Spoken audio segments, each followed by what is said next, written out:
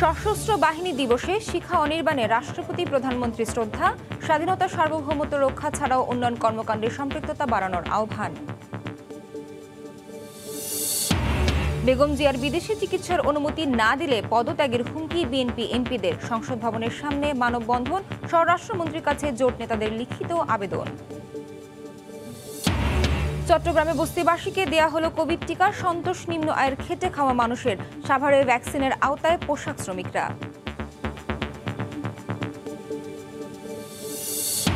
এবং পদ্মা সেতুর ক্ষতি এড়াতে শিমুলিয়া থেকে মাঝিরকান্দি রুটে ফেরি চালুর উদ্যোগ, ড্রেজিং শুরু। শিমুলিয়া বাংলা বাজারে কমেনি দুর্ভোগ।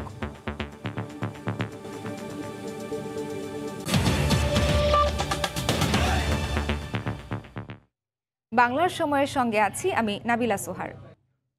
সবার সম্মিলিত প্রচেষ্টায় অর্জিত বাংলাদেশ কখনো ব্যর্থ হতে পারে না।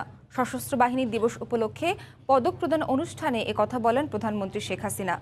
উন্নয়নশীল দেশ হিসেবে বাংলাদেশ আন্তর্জাতিক ক্ষেত্রেও সমানতালে চলতে পারে বলে উল্লেখ করেন সরকার প্রধান। জাতির পিতার আদর্শে গড়ে তোলা এই অগ্রযাত্রা যেন কোনোভাবেই ব্যাহত না হয় সেদিকে দৃষ্টি রাখার আহ্বানও জানান। এদিকে দিবসটি উপলক্ষে স্বাধীনতা যুদ্ধে আত্মোৎসর্গকারী সশস্ত্র বাহিনীর সদস্যদের স্মৃতির প্রতি শ্রদ্ধা জানান রাষ্ট্রপতি ও প্রধানমন্ত্রী।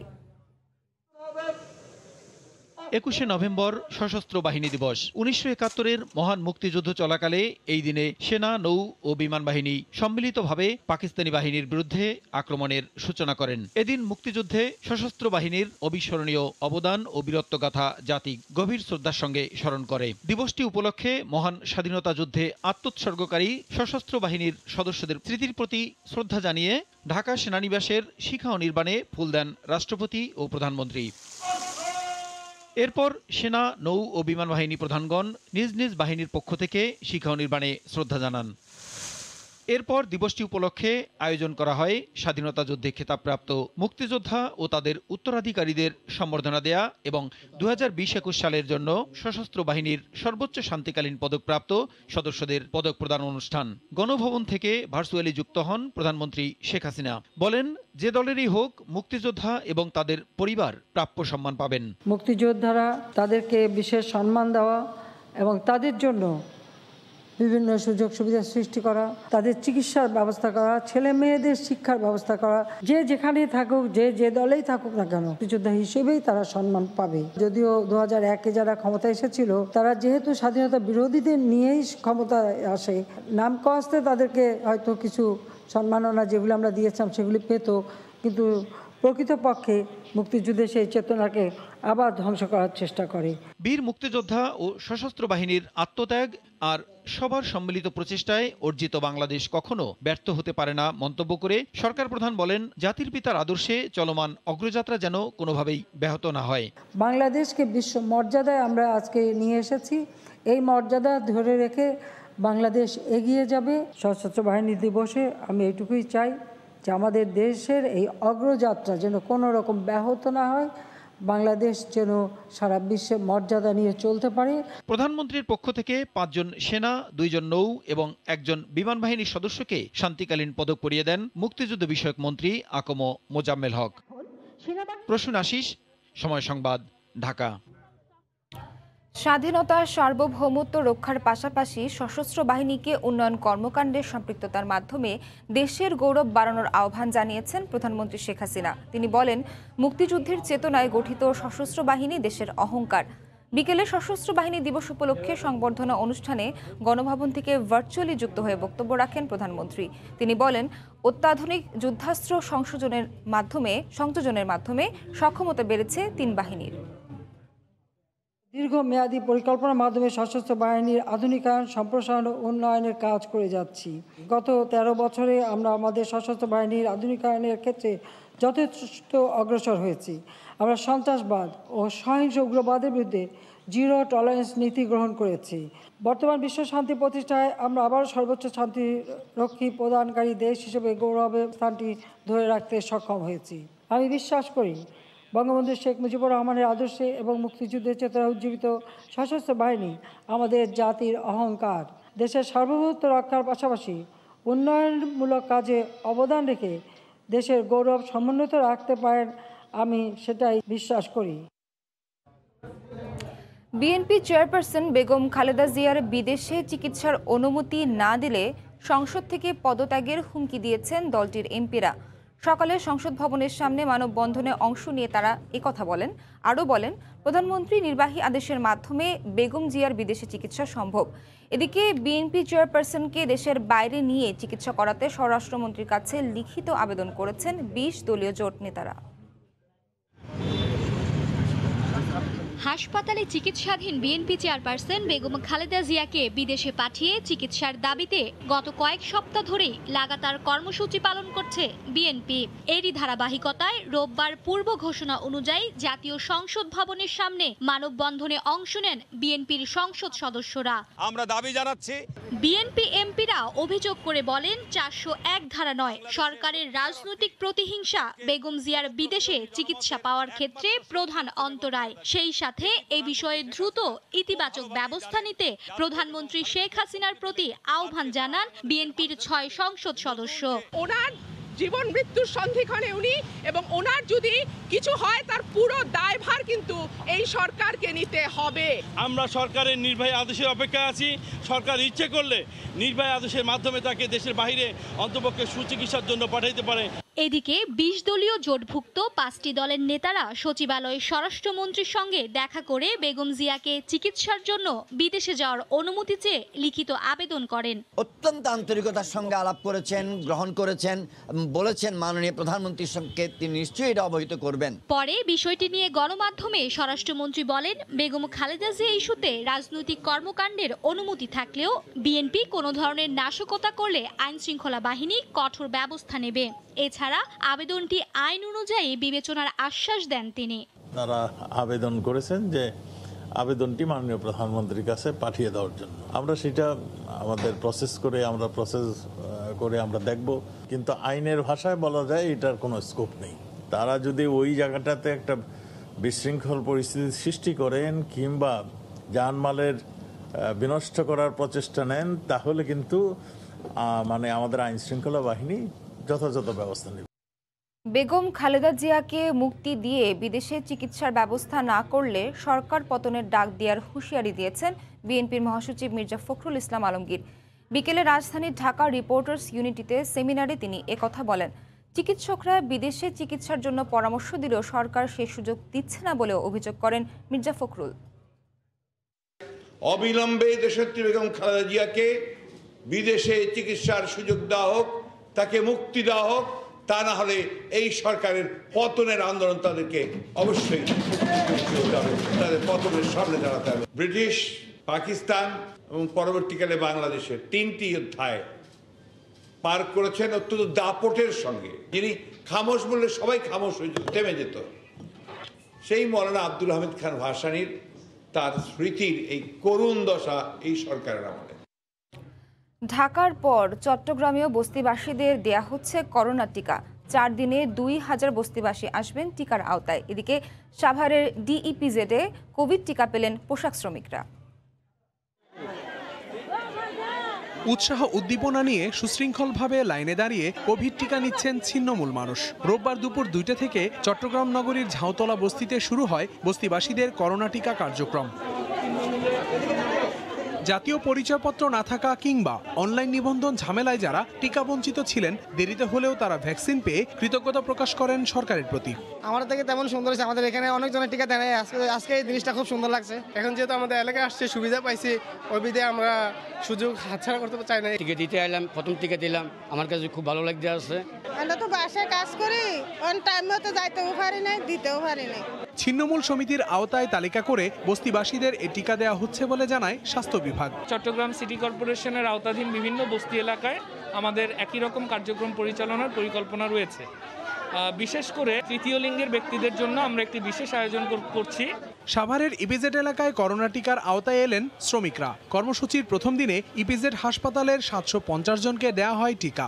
আমি ভ্যাকসিন দেওয়াতে আমি নিরাপদ, এবং আমি নিরাপদ এজন্য আমার পরিবারও নিরাপদ। সবাই ইপিজেড শ্রমিকদের জন্য টিকার ব্যবস্থা করে দিয়েছে, এর জন্য সরকারকে ধন্যবাদ জানাই।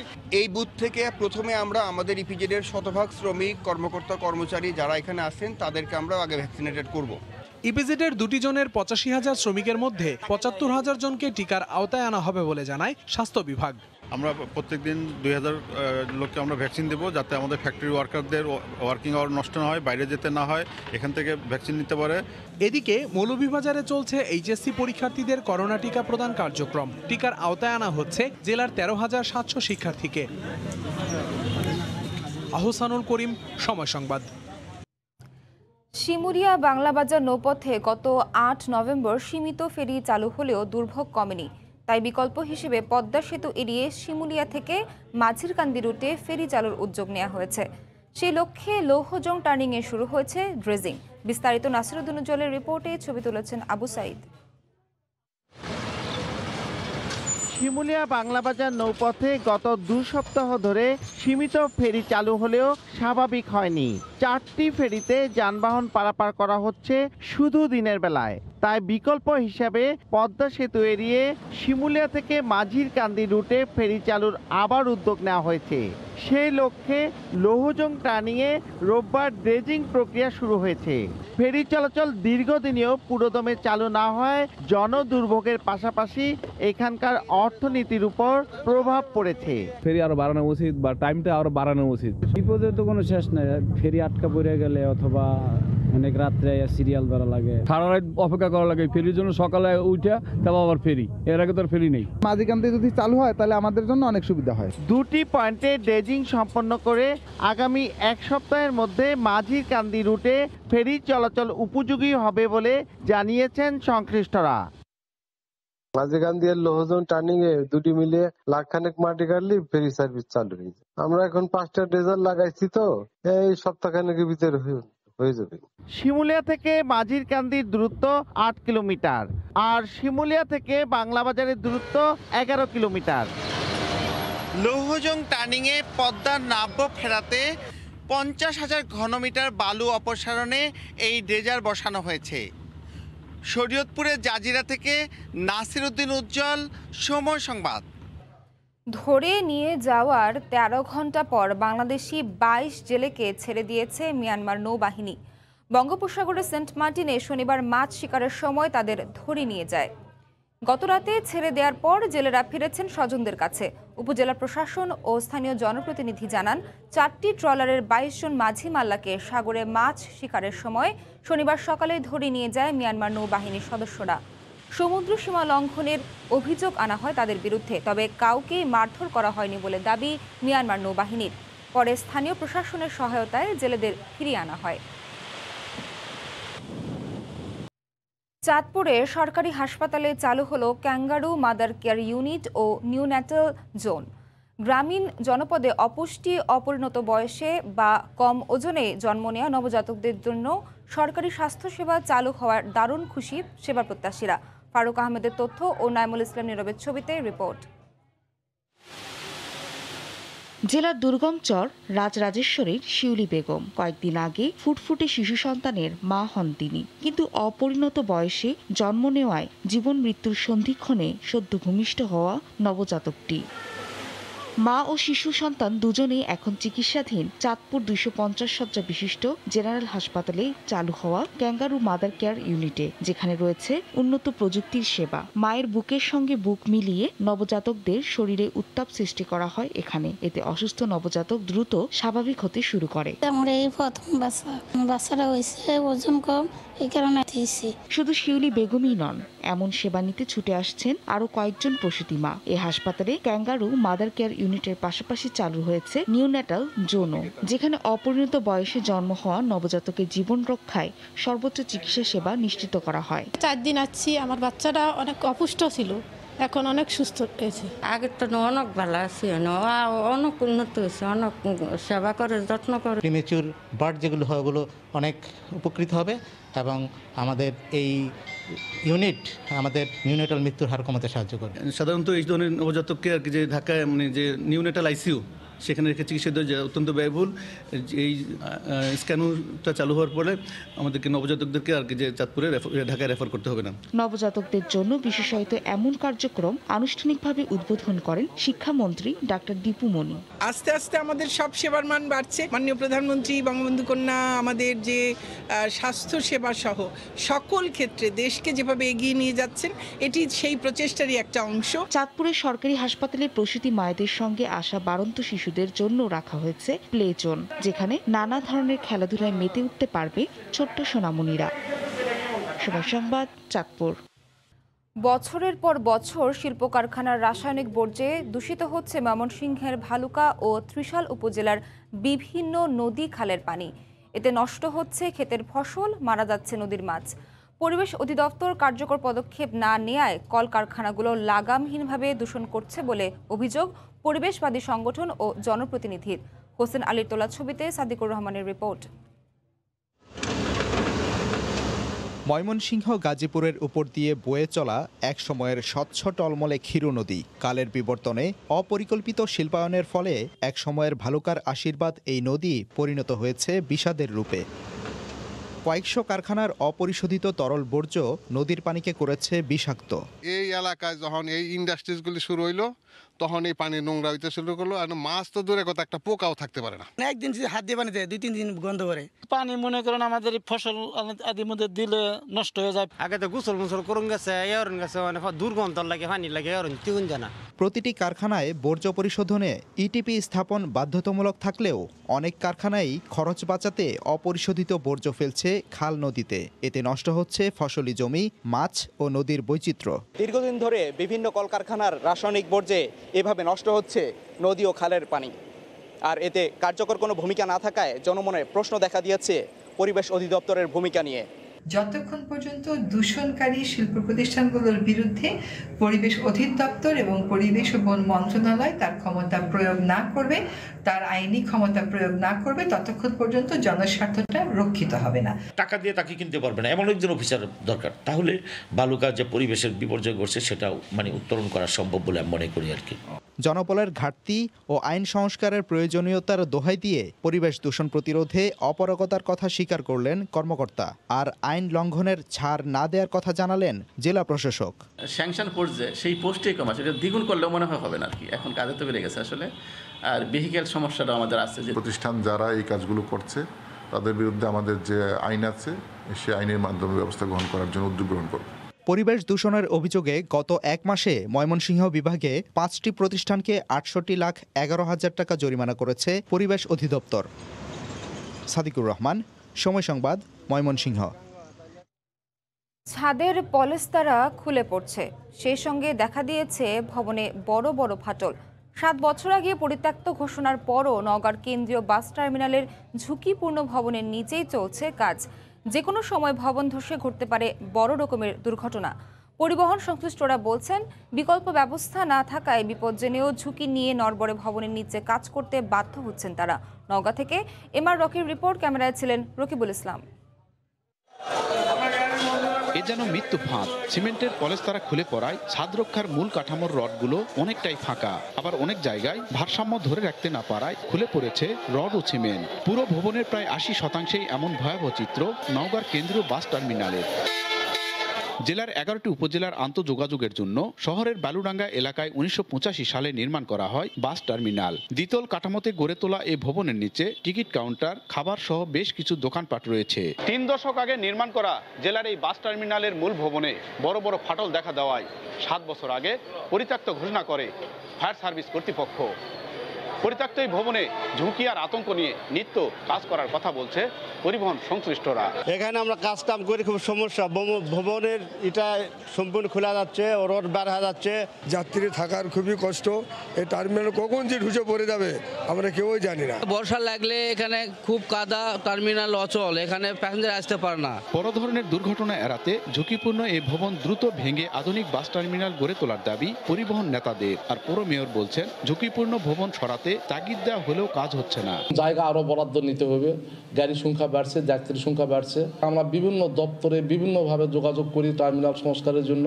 আমি আশাবাদী ইনশাল্লাহ আগামী 6 মাসের মধ্যেই আমি এটার একটা ব্যবস্থা আমি করতে পারবো। জেলা মোটর মালিক সমিতি জানায় এই টার্মিনাল থেকে প্রতিদিন আন্তঃজেলা সহ দূরপাল্লা 400-র বেশি বাস চলাচল করে থাকে। এমআর রকি, সময় সংবাদ, নওগাঁ। গেল মৌসুমে সারা দেশের মোট উৎপাদনের 27% রসুন উৎপাদন হলেও ন্যায্য মূল্য না পাওয়ায় নাটোরের কৃষকরা রসুন চাষে আগ্রহ হারাচ্ছেন। ব্যবসায়ীদের দাবি, বিদেশ থেকে অতিরিক্ত রসুন আমদানির কারণে কৃষক ন্যায্য মূল্য থেকে বঞ্চিত হচ্ছেন। নাটোর থেকে আল মামুনের তথ্য ও জাহিদুল ইসলাম সুমনের ছবিতে বিস্তারিত। ভোর থেকেই নাটোর সদর উপজেলার তেবাড়িয়া হাটে পর্যাপ্ত পরিমাণ বীজ রসুন ওঠে, কিন্তু ক্রেতা কম। গত মৌসুমে প্রতি বিঘা জমিতে রসুন উৎপাদনে খরচ পড়ে 40,000 টাকার মতো। প্রতি বিঘায় 22 থেকে 25 মণ রসুন উৎপাদন হলেও বর্তমানে প্রতি মণ রসুন বিক্রি হচ্ছে 800 থেকে 1000 টাকায়। এতে লোকসান হওয়ায় এবার রসুন চাষে আগ্রহ কমেছে কৃষকদের। রসুনের খুব দাম কম, গৃহস্থ সবার লস। ওরা দাম না পেলে এখানে কম বেশি দিয়ে কি করে কিনবো? ওটার কাছে ভালো রসুন বেচছি 1800 টাকা 2000 টাকা, এখন বর্তমান সেই রসুন 700-800 1000 টাকা বিক্রি করা হচ্ছে। এদিকে বিদেশ থেকে রসুন আমদানি করায় বিভিন্ন জেলায় দেশীয় রসুনের চাহিদা কমেছে বলে জানান ব্যবসায়ীরা।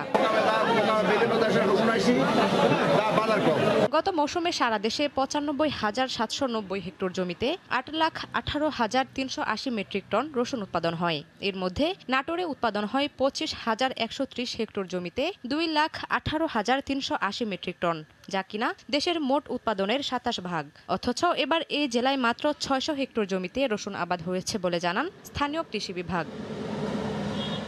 সময় সংবাদ, নাটোর। যথাযোগ্য মর্যাদা আর নানা কর্মসূচি ও আয়োজনের মধ্য দিয়ে দেশে সশস্ত্র বাহিনী দিবস উদযাপন। রোববার বরিশাল, মোংলা ও চাঁদপুরের নৌ অঞ্চলে সশস্ত্র বাহিনী দিবস পালন হয়।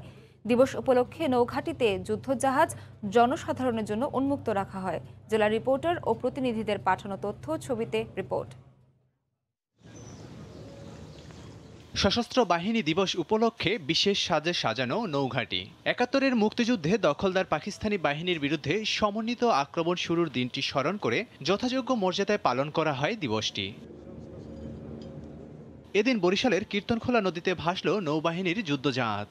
১৯৯৬ সালে কমিশন লাভ করা বাংলাদেশ নৌবাহিনীর জাহাজ বরকতে ৩৭ মিলিমিটার রেঞ্জের দুটি ও ২৫ মিলিমিটার রেঞ্জের দুটি অটোমেটেড শার্প গান রয়েছে। নৌবাহিনীর মাইন সুইপিং, এন্টি এয়ার ও এন্টি সার্ফেস অপারেশনে জাহাজটির রয়েছে দীর্ঘ অভিজ্ঞতা। এ সময় নৌবাহিনীর যুদ্ধজাহাজ পরিদর্শন করেন দর্শনার্থীরা। স্ট্রাগলিং একটা বিষয় এবং অনেক কিছু জানতে পারলাম আইসা, যে এখানে যে এই যুদ্ধজাহাজে কী করতে হয়, ইভেন এইটা কখন ইউজ করতে হয়, যে অনেক কিছু, ইভেন তারা লাইফ কতটা মানে রিস্ক নিয়ে সব কিছু করে, সেফটির জন্য কাজ করছে। এটা দেখে খুব আমার গর্বিত ফিল হচ্ছে। এই জায়গায় এসে বন্দুক দেখছি, জাহাজ দেখছি, নৌবাহিনীতে দেখছি, দেখতে খুব ভালো লাগছে। যুদ্ধজাহাজটি প্রদর্শনীর সময় যে কোনো অনাকাঙ্ক্ষিত পরিস্থিতি নিয়ন্ত্রণে দায়িত্বে ছিল স্থানীয় পুলিশ প্রশাসনের সদস্যরা। এছাড়াও চাঁদপুর পুরানো লঞ্চ টার্মিনালে নৌবাহিনীর জাহাজ অদম্য পরিদর্শন সবার জন্য উন্মুক্ত ছিল। এতে দর্শনার্থীরাও বেশ মুগ্ধ হন। আমি খুব নিজেকে গর্বিত অনুভব করছি যে এত সুন্দর এবং অত্যাধুনিক জাহাজ আমাদের দেশে আছে, যা আমাদের বহিঃশত্রুর হাত থেকে রক্ষা করবে। পাবলিক তো আমরা জানি না আসলে এগুলার কেমন কি কাজ বা দেশকে শত্রুপক্ষকে প্রতিহত করার জন্য। মোংলার দিগরাজ নৌঘাটিতে নৌবাহিনীর যমুনা যুদ্ধজাহাজে যুদ্ধের নানা কলাকৌশল দেখানো হয়। এ সময় ঊর্ধ্বতন কর্মকর্তারা উপস্থিত ছিলেন। লাবিব হাসান, সময় সংবাদ। চট্টগ্রামে শুরু হয়েছে ৬ দিন ব্যাপী গাড়ির মেলা। মেলার উদ্বোধন করেন শিক্ষা উপমন্ত্রী মহিবুল হাসান চৌধুরী নওফেল। দুপুরে নগরীর আগ্রাবাদে এ মেলার উদ্বোধন করেন তিনি। এ সময় দেশীয় প্রযুক্তি ব্যবহার করে গাড়ি তৈরিতে কোম্পানিগুলোকে এগিয়ে আসার আহ্বান জানান শিক্ষা উপমন্ত্রী। মেলায় প্রদর্শিত হয় নানা ব্র্যান্ডের গাড়ি। স্পট বুকিংয়ে ক্রেতাদের জন্য বিশেষ ছাড়ের ব্যবস্থাও রাখা হয়।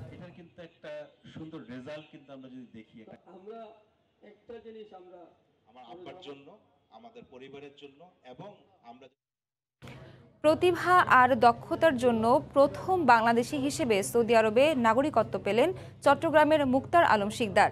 ২০ বছর ধরে কাবা ঘরের প্রধান ক্যালিগ্রাফার তিনি। অনেক বিশ্বাসের ক্যামেরায় শফিকুল আলমের রিপোর্ট।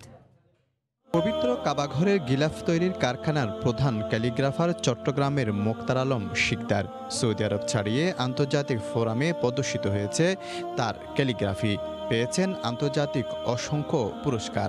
সম্প্রতি সৌদি যুবরাজ মোহাম্মদ বিন সালমান ঘোষিত ভিশন 2030-এর অংশ হিসাবে মেধাবী ও উদ্ভাবনী ক্ষমতাসম্পন্ন বিদেশিদের নাগরিকত্বের ঘোষণা দেন সৌদি সরকার। আমাকে সৌদি সিটিজেনশিপ দেওয়া গেছে, সো সেটার জন্য আল্লাহর কাছে হাজার হাজার শুকরিয়া।